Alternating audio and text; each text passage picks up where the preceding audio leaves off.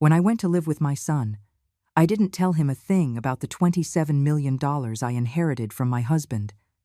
Thank God I kept my mouth shut, because just days later, his wife showed up with a lawyer, and I realized they wanted to rob me of everything.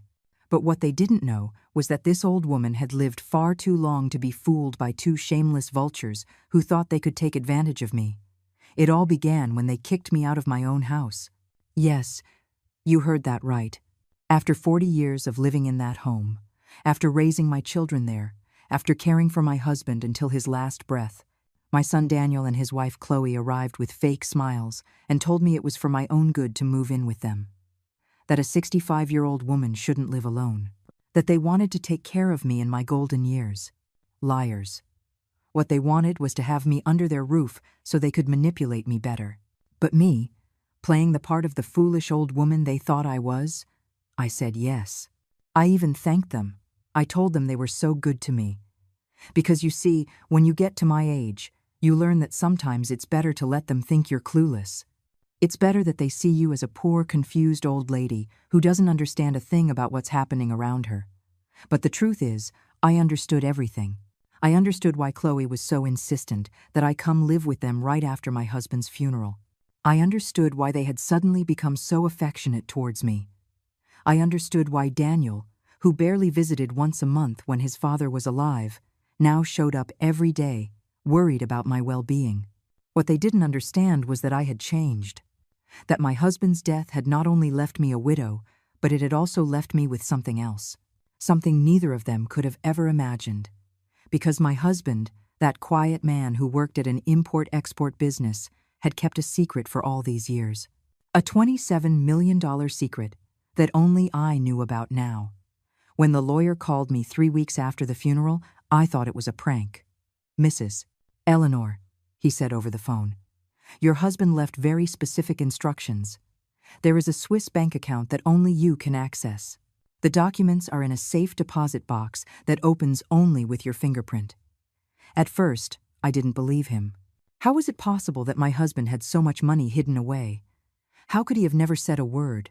But when I went to the bank and saw the numbers on that screen, when I saw all those accounts in my name, when I realized I was a millionaire and nobody else knew, I understood why my husband had kept the secret.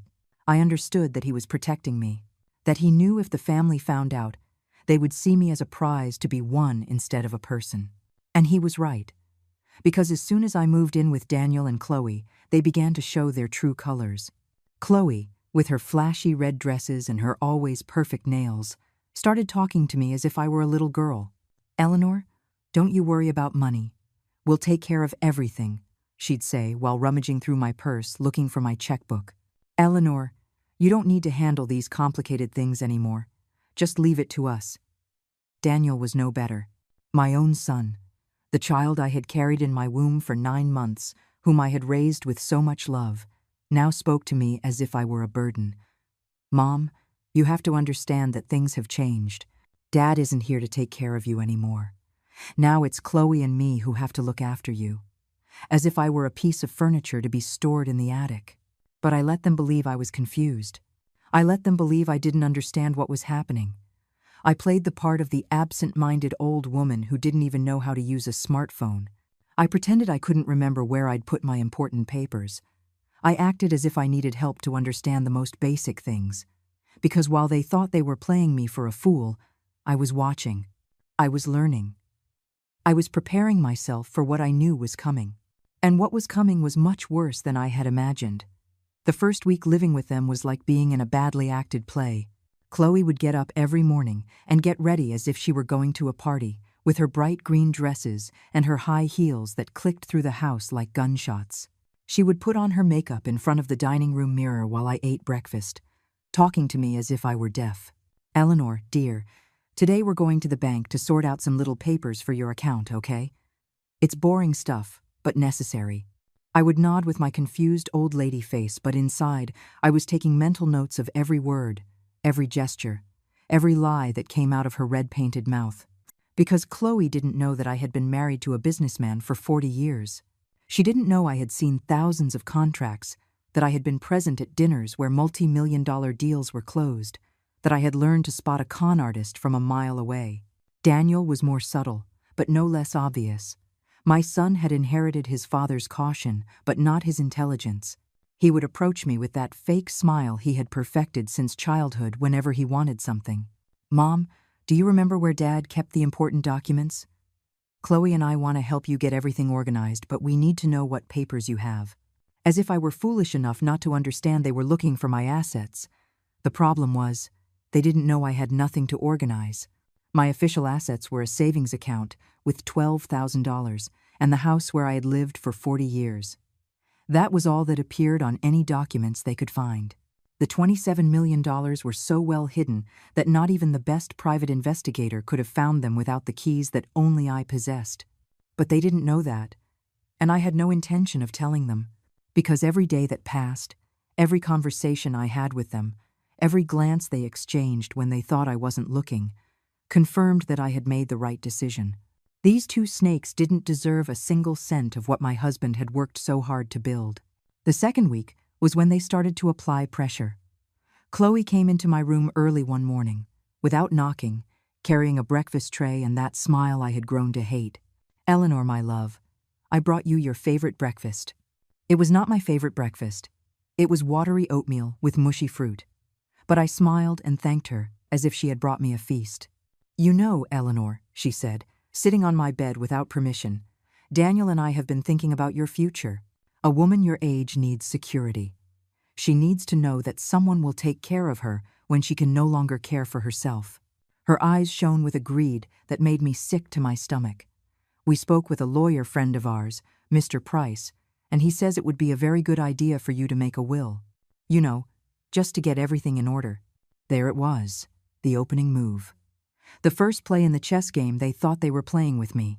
But what they didn't know was that I had been playing chess long before they were even born. "A will?" I asked in a trembling voice, pretending to be overwhelmed. "But I don't have anything important to leave." "Oh, Eleanor, don't say that," Chloe cooed in that phony voice she used for manipulation. "You have the house, you have your savings, you have valuable things.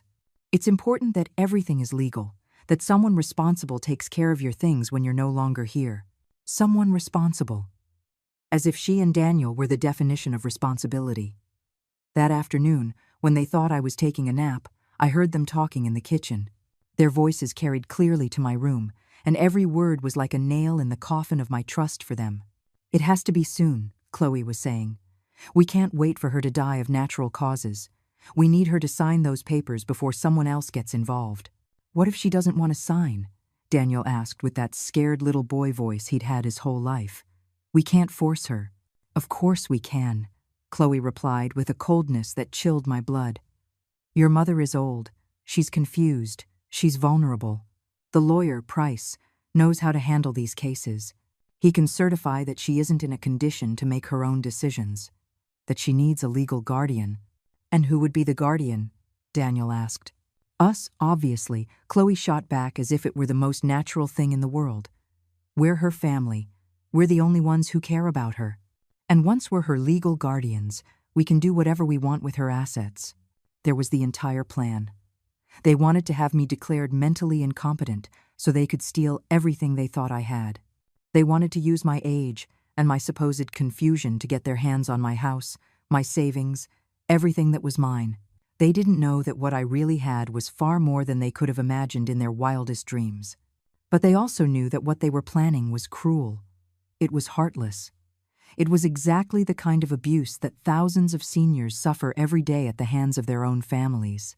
And that hurt me more than anything else. It wasn't just that they wanted to rob me. It was that they were willing to destroy my dignity, my autonomy, my right to make my own decisions, just to get money they didn't even need. Because, you see, Daniel had a good job. Chloe worked too, although she spent more time spending than earning. They lived in a nice house, had 2 cars, and took vacations twice a year. They weren't financially desperate. They were just greedy. They simply thought they deserved more than they had, and I was the easy way to get it. That night, alone in my room, I took out the cell phone I had hidden in my purse. Yes, I had a cell phone. Yes, I knew how to use it perfectly. Another one of the lies I'd led them to believe was that I didn't understand modern technology.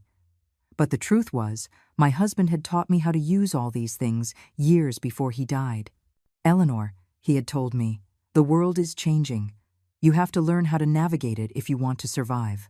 I dialed the number my husband's lawyer, Arthur Vance, had given me, a serious, professional man who had handled my husband's business for over 20 years. When he answered, I explained the situation in a low voice. "Mr. Vance," I said, "I need your help. My family is trying to rob me, and I think they're going to try to have me declared mentally incompetent." "Mrs. Eleanor," he replied in a voice that conveyed calm, "don't you worry. Tomorrow morning, I will begin preparing everything necessary to protect you, but I need you to keep acting as if you know nothing. I need you to let them think their plan is working." "Why?" I asked. "Because we are going to set a trap," he answered. "A trap that will not only protect you but will also ensure they pay for what they are trying to do." The next day, Arthur arrived at the house disguised as an insurance agent. Chloe greeted him at the door with that fake smile she reserved for strangers. "Good morning, ma'am," he said in a professional tone. "I'm here to speak with Mrs. Eleanor about a life insurance policy her late husband took out some years ago. There are some benefits she may be able to claim." Chloe practically drooled when she heard the words benefits and money. "Oh, how wonderful," she exclaimed with an excitement she couldn't hide. "Eleanor is here, but she's been a bit confused lately. Perhaps it would be better if you spoke with me. I'm her daughter-in-law, and I'm helping her with all her financial affairs." Arthur glanced at me with an expression only I could interpret. "Of course, ma'am, but the law requires that I speak directly with the beneficiary. It's just a few routine questions." Chloe had no choice but to call me over, but she stood beside us the entire time, trying to hear every word. "Mrs. Eleanor," Arthur said, his voice just loud enough for Chloe to hear, "according to our records, you may be entitled to claim a payout from your husband's policy, but I need you to sign a few documents to process the claim." Chloe practically jumped with excitement. In her greedy mind, she was already spending money she didn't even know existed. But what was really happening was that Arthur was handing me completely different documents. Documents that protected me legally. Documents that established I was of sound mind. Documents that appointed Arthur as my legal representative in case anyone tried to have me declared incompetent. All of this while Chloe thought she was witnessing a golden opportunity to steal more money. "How much money could it be?" Chloe asked, unable to contain herself. Her greed was so transparent it was embarrassing. "Well," Arthur replied with a smile I recognized as dangerous, "it depends on several factors. We could be talking about a considerable sum. But first, we need to verify that Mrs. Eleanor is in a condition to make financial decisions for herself." That's when Chloe made her first big mistake. "Oh, but Eleanor is perfectly fine," she said quickly. "She can make her own decisions. Right, Eleanor?" She had completely contradicted herself. She had just affirmed that I was of sound mind, right after she had been planning to have me declared incompetent. Arthur left that day, leaving Chloe more excited than ever. But he also left me with a small recording device that looked like a hearing aid. "Mrs. Eleanor," he had whispered while pretending to review my documents, "this device will record everything they say near you. Keep it on at all times. We're going to need evidence of everything they're planning." That night at dinner, Chloe couldn't stop talking about the insurance. "Eleanor, you're so lucky," she said while cutting her steak with an aggression that made me think she was picturing something else.